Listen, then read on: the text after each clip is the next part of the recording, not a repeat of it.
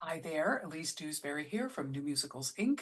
with yet another installment of How to Get No Feedback from Elise. This is my 95th blog and the last one for this season, which is my 8th season. So I'll be continuing in September, starting a new season. But to finish up this year, last month I spoke about prosody for dummies, I called it, which was some ways to think about how to deal basically with the most fundamental kind of prosody, which is metric prosody. So how the stresses of the words line up with the stresses of the music so that you don't force your singer to put the emphasis on the wrong syllable. That is the most fundamental kind of prosody. And I promised that I would talk about a couple of other kinds of prosody. So that's what I'm going to do today. I'm going to talk a little bit about melodic prosody and a little bit about linear prosody. So melodic prosody happens when emphasis is placed on a word that shouldn't get it. Poor melodic prosody, I should say, because of the line of the melody. So the highest note in the line will often feel like it's stressed, even if it doesn't follow in a stressed beat, which is why it isn't specifically metric prosody, but it is emphasis that is given to the syllable simply because of the melodic structure. The most infamous example of that is the one that Stephen Sondheim beat himself up about. So there's a person for whom craft was deeply important, and he was very, very careful with rhyme and prosody and everything else. It mattered so much to him, and he was very careful with it. But he beat himself up about some things, especially in his early days. And when he was writing the lyrics for West Side Story, for which he didn't write the music, he was handed a tune by Leonard Bernstein that went da da da da da, and he realized, okay, well, this is a ballad where I don't have a lot of words, and so I have very few words to express what I want to express. And he wrote a beautiful song that is, very highly regarded in the canon, but he beats himself up about it. He calls it the song, because the way he said it was, there's a place for us. So despite the fact that it's not landing on the strongest beat of the bar, it still gets all of the emphasis. There's a place for us, because of the way the melody peaks at that moment. And so he beat himself up about that and referred to it as the A song, the song, because so much emphasis was given to the syllable which it normally wouldn't have. An actor wouldn't say, there's a place for us. An actor would say, there's a place for us, if they were speaking that. So that's the most iconic example that I can give you of improper melodic prosody.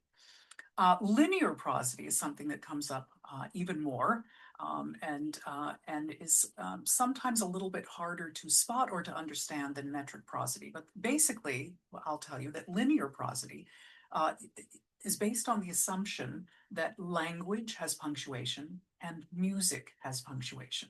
So not only does your lyric have to match stress for stress, so that the stressed words in a sentence, the stressed syllables that are about pronunciation, and the stresses in the sentence that are about understanding, about meaning, need to match up with the stressed beats in the music.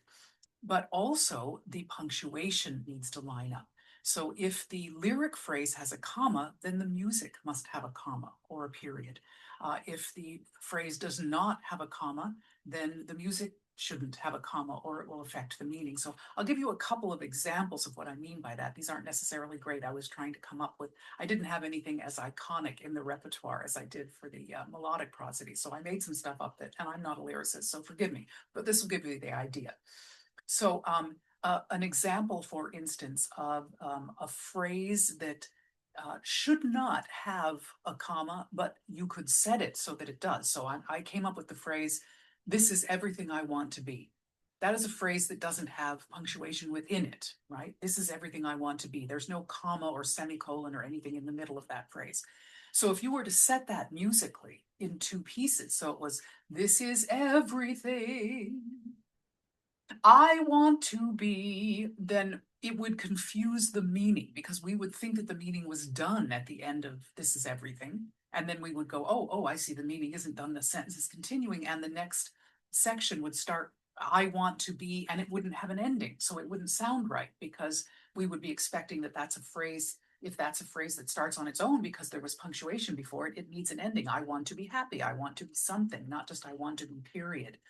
So that's an example of you're taking a phrase, the phrase itself has no punctuation. And if you set it in music that has a comma in the middle, it will affect the meaning, and that's problematic. There's another way to do it is when the phrase does have punctuation and you don't give it the musical punctuation. So the grammatical thing that I remember, there's a book called Eats, Shoots, and Leaves that explains how important commas are in language. And I'm very fond of commas because the phrase eats, comma, shoots, comma, and leaves means that someone eats something and then they shoot a gun and then they leave. If you have the commas, if you don't have the commas, it means that this, and this was supposed to be about a panda or something like that. It eats, shoots, and leaves, meaning leaves as in leaves of a tree. So eats, shoots, and leaves without punctuation means something entirely different than eats, comma, shoots, comma, and leaves.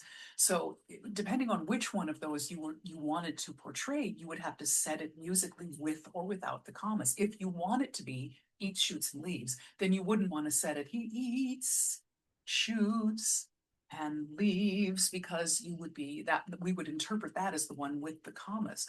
And you also wouldn't want to set it, if you wanted the one that was eats, comma, shoots, comma, and leaves, you wouldn't want to set it he eats, shoots, and leaves, because we would hear that as the one without commas.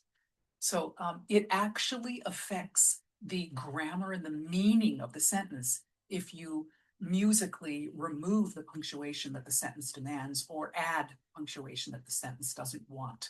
So that's linear prosody, when you don't honor that music has punctuation and lyrics have punctuation, and they must match. The punctuation must match, otherwise you affect the meaning. So that's another important one. Now, a slight offshoot, but in the same general direction as that idea of linear prosody, I like to talk about how lyrics come, and music too, come in packets, right? Little groups of notes or little groups of words that are self-contained and are meant to be on their own. So again, I wrote a silly little lyric. So your eyes of blue, your hair of gold. Those are two little packets, your eyes of blue, your hair of gold. Now, a composer might choose to set those as two separate packets of music, or they could set them with not, you could get away with not much in the middle. So you could set it as your eyes of blue, your hair of gold, as one sweeping phrase, which is fine. But if your composer were to take that, and maybe that's what you intended as the lyricist, but if your composer could just as easily set that as your eyes of blue, your hair of gold, and leave space in between, right? And there's nothing wrong with that. Where it becomes a problem is when you write the matching phrase, when you're trying to write the phrase that matches that. I talked about this a little bit in my last blog, that it isn't always just about syllables, it's also about stresses. In this case, it's not just about syllables, it's about how the syllables connect to each other in packets. So if you were to then write a line that was meant to, that was in the next A section and was meant to match musically, but you wrote your inner beauty, mine to hold, let's just say you wrote that. Same number of syllables, right? Your eyes of blue, your hair of gold, 8 syllables.